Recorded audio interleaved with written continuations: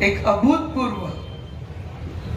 આપણે કોઈ નહોતું વિચાર્યું એ પ્રકારની જીત દેવા માટે હું સૌ પહેલા તો જામનગર શહેરના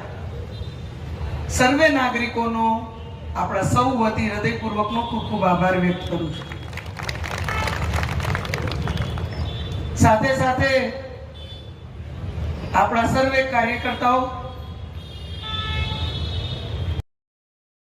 કાયદેસર આપણે આ કોર્પોરેશનની ચૂંટણી લઈ રહ્યા છે અને સંગઠનથી લડો તો સંગઠનની શું તાકાત છે એની કોઈ પ્રતીતિ હોય તો હું માનું છું કે આપણે મહાનગરનું આ પરિણામ છે। આપણે બધા એક થાય મજબૂતીથી તો કયા પ્રકારનું પરિણામ આપણે શક્ય કરી શકીએ છીએ એનું પણ એક શ્રેષ્ઠ ઉદાહરણ આપણે સૌએ આજે આ ચૂંટણીના માધ્યમથી જોયું છે। ત્યારે હું પુનઃ આપણા સર્વે નાગરિકો, સર્વે કાર્યકર્તાઓ, આપણા સર્વે વરિષ્ઠ ચૂંટાયેલા અને સંગઠનના પ્રતિનિધિઓની સાથે સાથે આપણા બધા જ કોર્પોરેટરશ્રીઓને હૃદયપૂર્વક જેઓ ગુજરાતના મુખ્યમંત્રી તરીકે સંભાળી રહ્યા છે આદરણીય ભૂપેન્દ્રભાઈ પટેલ સાહેબ અને એવા જ આપણા સંગઠનના અધ્યક્ષ જગદીશભાઈ વિશ્વકર્મા સાહેબ ને ડેપ્યુટી સીએમ હર્ષભાઈ સંઘવી સાહેબ, એમની રણનીતિ, એમની કુનેનીતિ અને સતત આપણને બધાને માર્ગદર્શિત કરી અને જન વચ્ચે આપણે કેવા વિષયો સાથે જવું જોઈએ, જે કરેલા કામો છે એને યાદ કરાવી અને લોકોને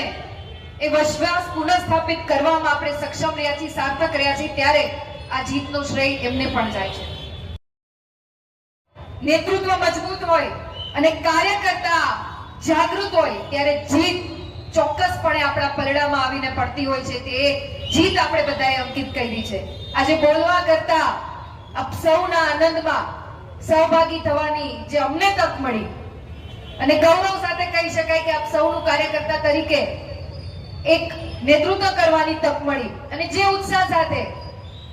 અને આપણે બે વિધાનસભાને કેન્દ્ર સ્થાને રાખીને જોઈએ તો એક વોર્ડને બાદ કરતા આપણે ભારતીય જનતા પાર્ટીના પરિવારે જામનગર મહાનગરને કોંગ્રેસ મુક્ત કરી દીધું છે। એનો શ્રેય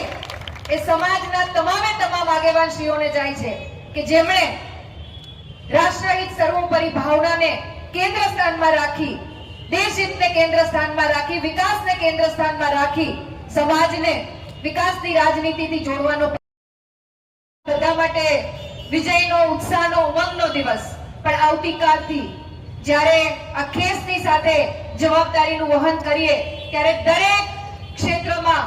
ચાહે આરોગ્યની વાત હોય, ચાહે સરકારી યોજનાઓની વાત હોય, ચાહે શિક્ષણની વાત હોય, ચાહે વિકાસના કામોને વેગ આપવાની વાત હોય, ચાહે છેવાડાના માનવી સુધી પહોંચવાની વાત હોય, દરેક સમાજને કેન્દ્ર સ્થાનમાં રાખી અને વિકાસને આગળ ધપાવવાની વાત હોય ત્યારે મહાનગરનો આપણો વિકાસ